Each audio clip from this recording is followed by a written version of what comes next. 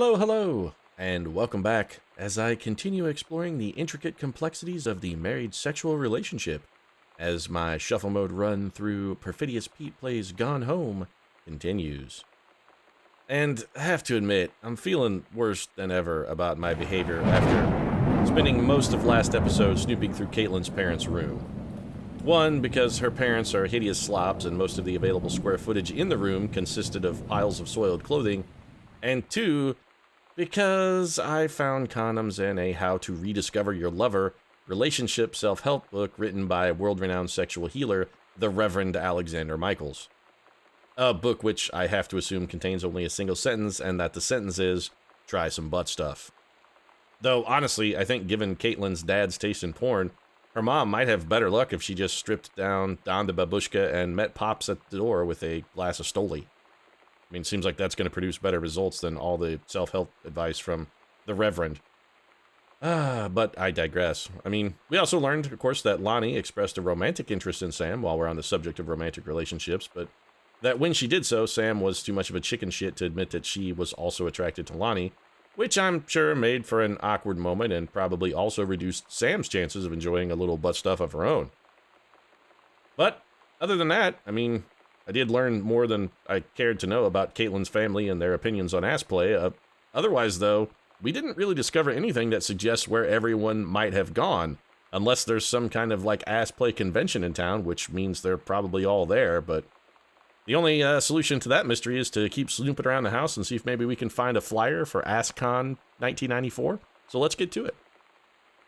Also, if AskCon 1994 was really a thing, please, please, please, for the love of all that is holy, I don't need to know. Don't tell me. And if you attended AskCon 94, one, good for you. Two, I still don't need to know.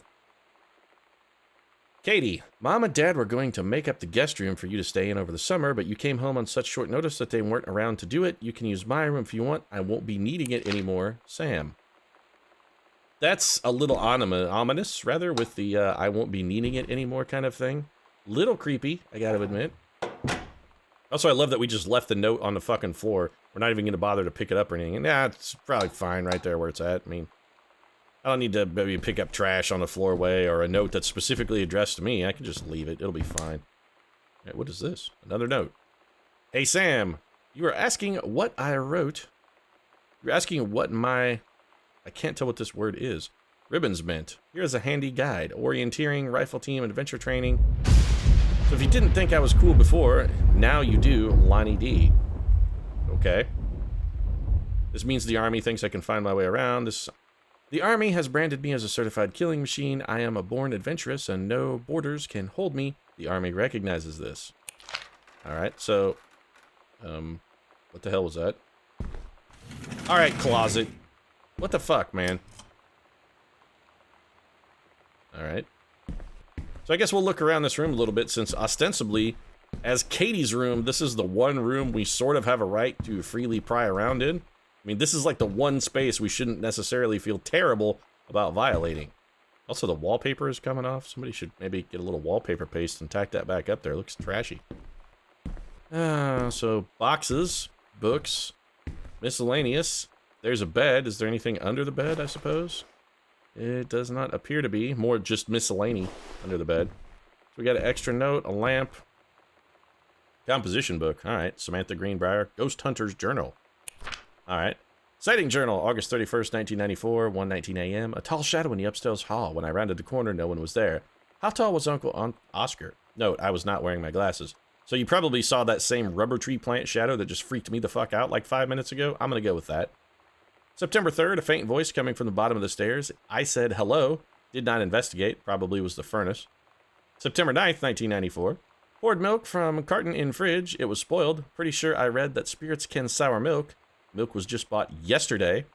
Here's the spooky ghost. Moo. It's mooing like the milk is, and then the ghost is oohing. Also ghost milk. Ooh. Ghosts don't have nipples, Sam. How can you milk a ghost? They don't have nipples. They're not milkable.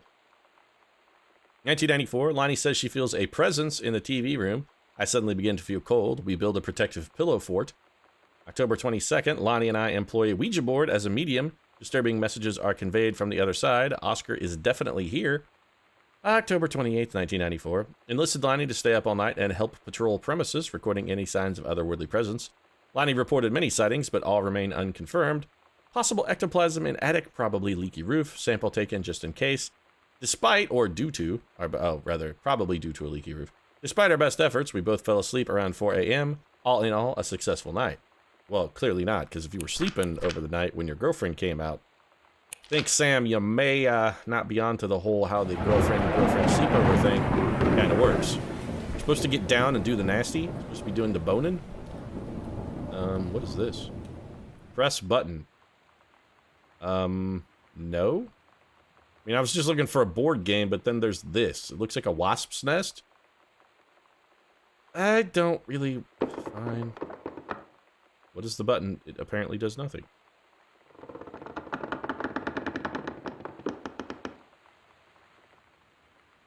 So the button makes weird noises.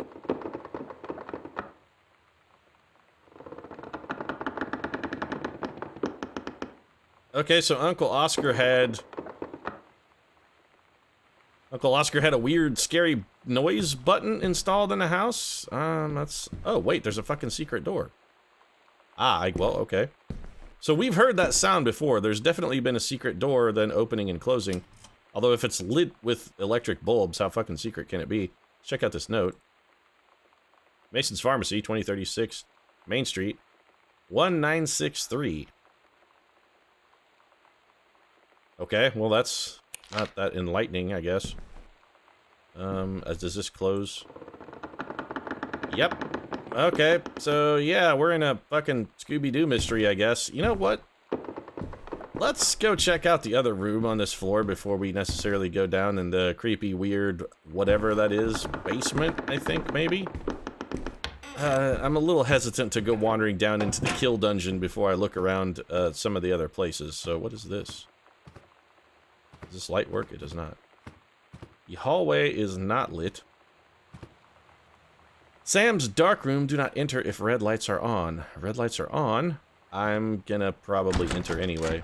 Nope, because it's locked. Very interesting. Why does Sam have a dark room if she's a writer? I mean, she seems kind of all over the place with her art, I gotta admit. So this, I'm gonna guess, is Mom's studio. Okay. Is this another, like, secret sex dungeon here, or is this just a closet? It is neither of those things. It is what? Basically just an empty room with some boxes? Alright, well, let's snoop through Mom's studio, and then I think... I don't want to go down the... I don't want to go down to Scary Haunted Basement, or wherever the fuck that kill dungeon was. Uncle Oscar had a secret kill room, secreted in a house, and I think probably we should let Uncle Oscar's secret kill room just fucking remain a secret. That seems like it's going to be best for everyone. Hey man, Mom's got some skill. That's not too bad. I mean, the tulips are dead. Oh no, they're relatively fresh, so she's been at this at least recently. Alright, let's start rifling through shit. There's gonna be a cassette tape somewhere, otherwise that thing wouldn't be there. This is a Chekhov's gun moment right here, Chekhov. You don't describe the gun so elaborately if it doesn't play a part later in the story. Yeah, that's the Chekhov's gun rule, so let's find the tape. There's a note in here. Alright, well, let's just read the note. What do you got, note? Halloween show, The Misfits. They're awesome. Don't forget your costume. Stygian Lounge, 10:29, 9 p.m., 306 West Franklin, downtown. See you there, Lonnie. Okay. Stygian Lounge, by the way, fantastic name for like an underground club. Sometimes Sam's you Journal. just have to lie to Mom and Dad. Like when Lonnie asked me to see a band with her and stay over at her friend's place in the city after. Or when That's you find a out lie that they're to Mom really and into Dad's butt stuff situation. and they ask if you know about it. But it was so worth it. The girls on stage were just so loud and real and awesome. And everybody was moving together like one huge tide of sound. Between two songs, Lonnie leaned over and said, "How do you like your first show?" I was so happy. I felt tears starting in my eyes. And then she up and hugged me. I think she could tell. Heavens to Betsy, nothing can stop me. Okay. So, based on the fact that this looks like Lonnie's handwriting, I'm guessing this is going to sound like a hate crime, but we'll listen to it anyway. Hate crime? Pretty much, yeah.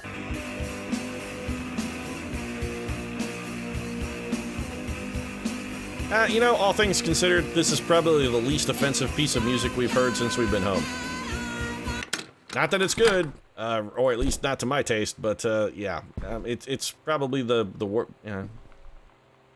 It did make me want to jab chopsticks into my ears just to make it all stop, like System of a Down does. So, I mean, it's better than that. We got to give it credit. More generic brand tissues. Mom, come on, name brand. We got to do this. Richard Patermark. All right, so this is where we find out Mom got fired.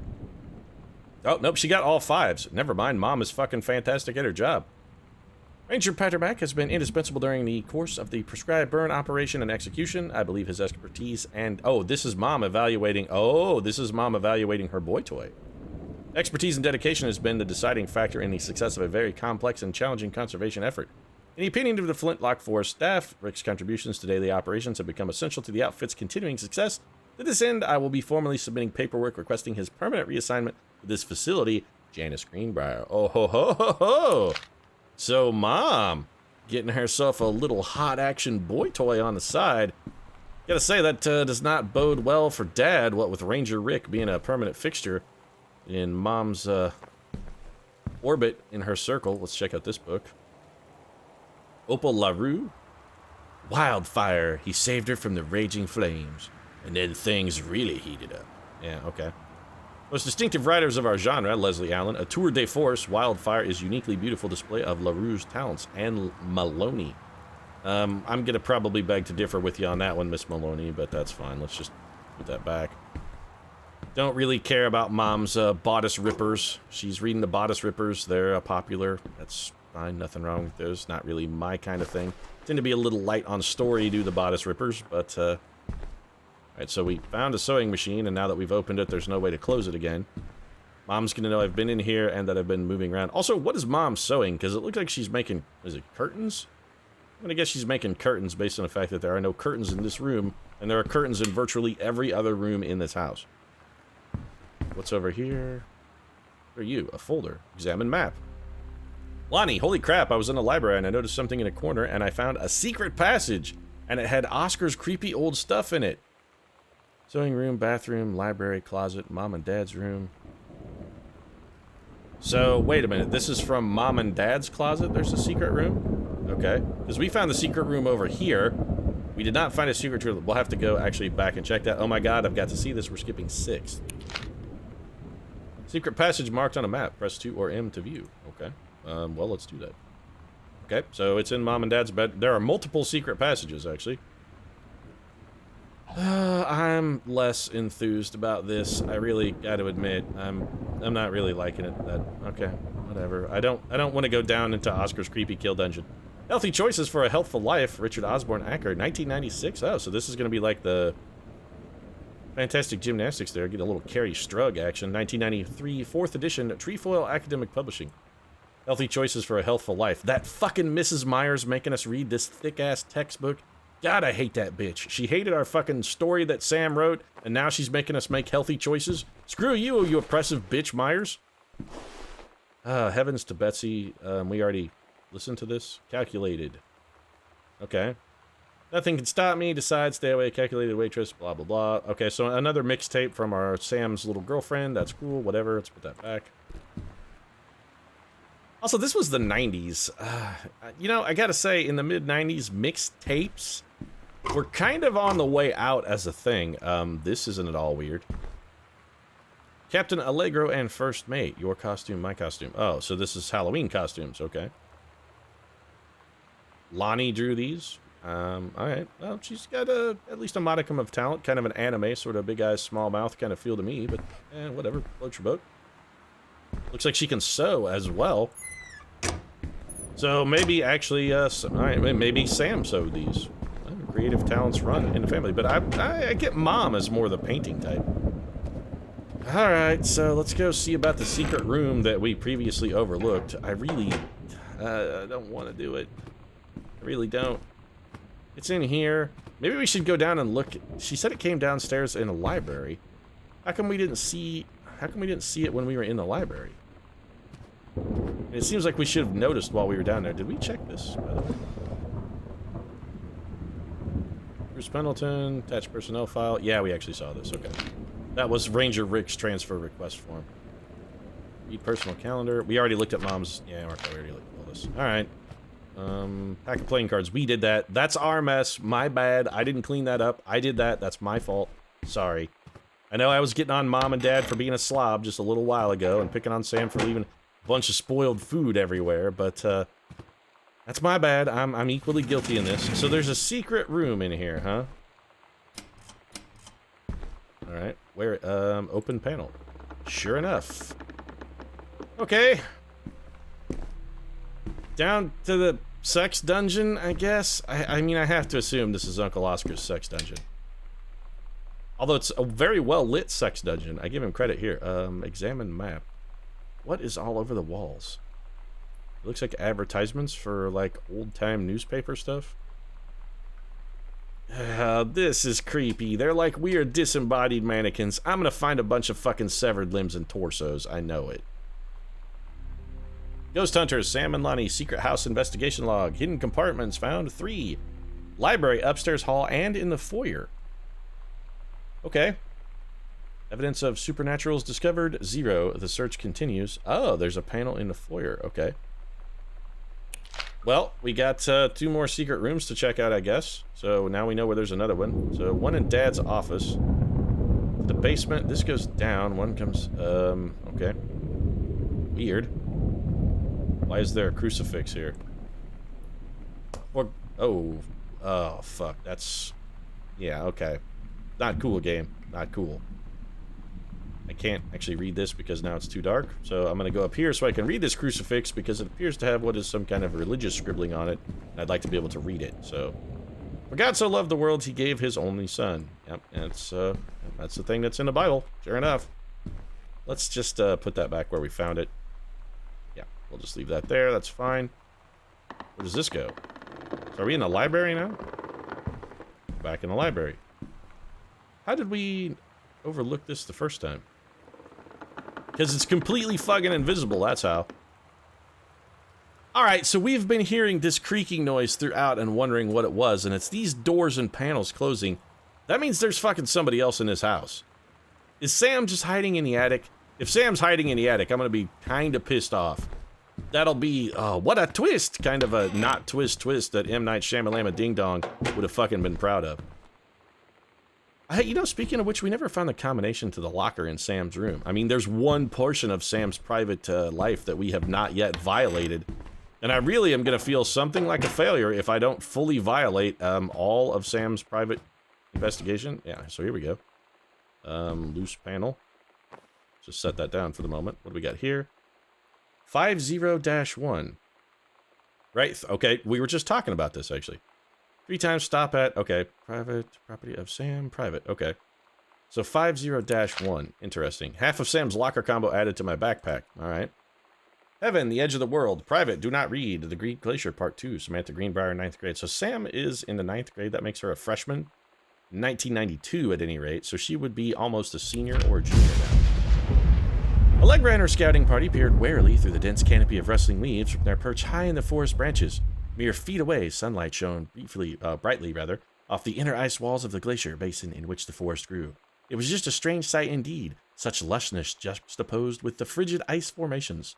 Allegra leapt forward without hesitation, bounding through the high branches. The first mate had been captured by the Green Glacier's Amazonian tribe. His life hung in a balance. We have to hurry! Allegra party followed behind, moving quietly as a breeze through the greenery. The creepy noises, I'm telling you, knock it off. Allegra, I'm trying to read here. Would you mind with the creepy noises, Ghost? Could you just chill for a minute? Allegra landed in the clearing and shouted, "Stop!" She saw the Queen Amazonian up on her pedestal, reaching for the lever that would drop her first mate into the vat below. She shouted, "No!" and flung her saber at the Amazon's reaching hand, but it was too late. The first mate screamed as he fell toward the water, then splashed down, and all was eerily silent. Allegra looked on, frozen in fear and remorse. She had been a moment too late. But then, from the vat, something began to emerge. A head of dark brown hair, just like the first mate's. Then the shoulders and sleeves of his coat soaking wet. But as the figure stood and the water poured down, Allegra saw that the first mate had changed. He was no longer a man at all. In fact, what looked back at her were the eyes, the face, the hair and hands and body of a woman. Still in the first mate's clothes. Still the first mate. She spoke. in a soft, clear voice. Captain? The Amazonian queen said, "She is one of us now. She is ours." Allegra drew her magical flintlock pistols from her belt, and her crew readied their swords. Allegra glared into the queen's eyes and said, "That's the love of my life, and you can't have her." Okay. Let's just put that back. Alright, so there's like, what, one more, like, secret place we haven't been. We've got half of Sam's locker combination. So we checked this out. We can't go there. I don't really want to go through the creepy, weird secret passage with the disembodied heads and torsos plastered on the walls. Let's just take the more conventional main staircase. And I guess we'll go check out the other kill dungeon, maybe? I don't feel good about the whole kill dungeon thing. I really don't. We're gonna find, like, just a pile of torsos or something. Or it's gonna be like the whole family is down there waiting, and when I come in, they're gonna be like, "Surprise! Welcome home," and it'll be like the world's shittiest surprise party ever, because I'll have a heart attack and die. Alright, we press the button, and the doorway is open. Well, let's go see what's in the kill dungeon. Might as well lock myself in. If I'm gonna die, I can at least die knowing that nothing's sneaking out behind me. Somebody should really dust, man, these cobwebs. If Sam and Lonnie went through here, I mean, you could at least knock down the cobwebs in a corner. That's just rude. Where the hell are we? Can we check the map here? Where the shit are we? To the guest room. We have no idea. Okay. I mean, we're on the main floor, at least level with the main floor. Alright, let's check this room out. You know, Oscar has a lot of, what's over here? Open panel?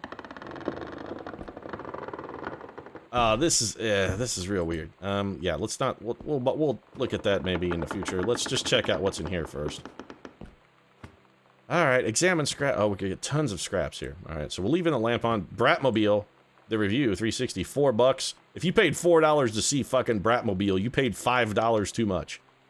Seriously, $5 too much. Costumes, skeletons, and devils, cheerleaders from the Smells Like Teen Spirit video, one girl dressed as Jackie Kennedy. Interesting. Psycho House Girl, the coolest stuff about being a Psycho House Girl. Cool thing number one, everybody in the hall thinking you don't know they're looking at you and whispering as you walk past because I guess they haven't heard of peripheral vision. I'm going to guess is the end of that sentence. That's a lie to mom and dad situation, but it was so worth it.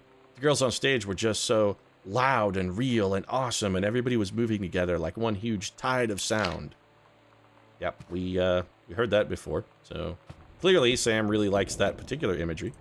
Women outlaws. This'll show you who runs around this joint. She's tougher than a wild Mustang. No female gonna tell me, yarg! Okay. So we got like scraps of women outlaws and highlighters. Somebody tipped a lamp over. Okay. Anything under this pillow? Oh!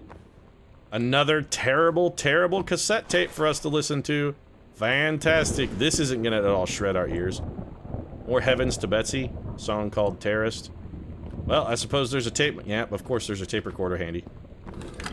Alright, let's traumatize ourselves with this.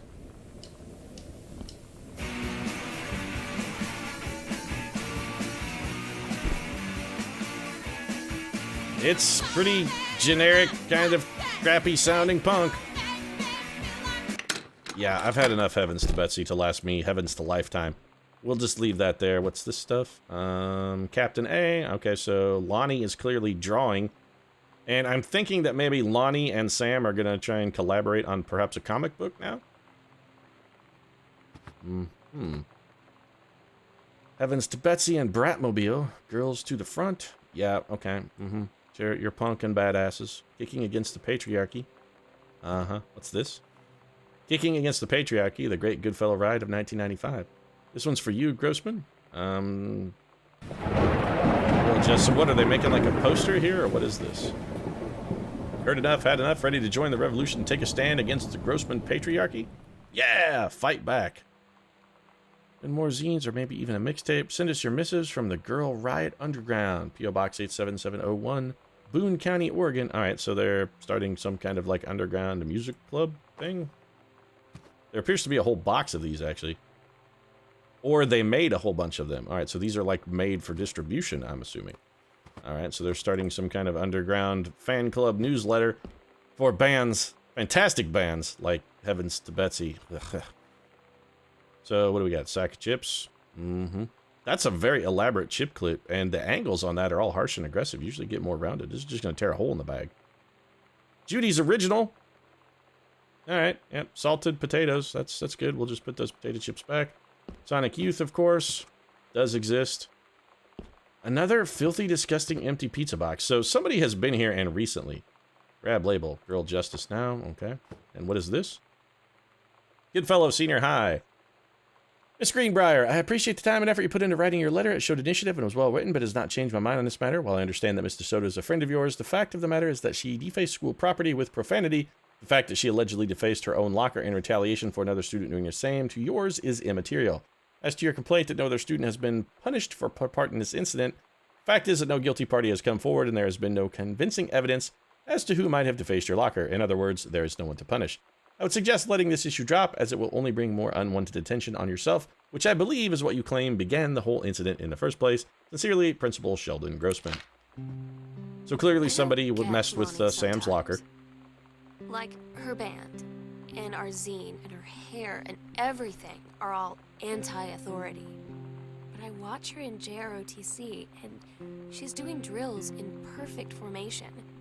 Following orders, no question. And there's all this stuff in the news. You know, about who else don't followed ask, orders don't without tell. question, don't you, Sam? Like, she's going to join the army. Don't and make then me make a have Nazi to joke. Lie? About who she is? She said they don't need to know what they don't need to know. Like it was no big deal. This from the girl who trashed her locker to, like, defend my honor. I've learned when to stop arguing, though. I don't think Lonnie even gets Lonnie sometimes. But you get her, right, Sam? You get her. Yeah. Okay. So get like a whole don't ask, don't tell thing with Lonnie joining the army, and clearly Lonnie has some very... Getting Lonnie added to backpack.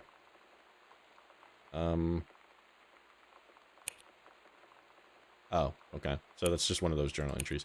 All right, well then, so Lonnie's a bad girl, but clearly she has conflicting ideas about her bad girl status. Sam seems to have some intrinsic insight into the mystery that is Lonnie, and I can't help but think I don't have a whole lot more insight into the mystery of where the fuck everyone is gone. That's still as mysterious as ever, but that's a mystery for another day. I'm gonna go ahead and wrap things up for this episode. We got a lot of creepy sex dungeon left to explore, and weird old shut-off part of the house in addition to that, so... We'll be back again with more Gone Home. If you enjoyed the episode, drop a like down in the comment section. Of course, your support really does mean a lot to us. And if you'd like to see more weird, freak, nasty, butt stuff references and possible sex dungeons full of torsos, consider subscribing as well. Right now, however, thanks very much for watching, and we'll see you again soon.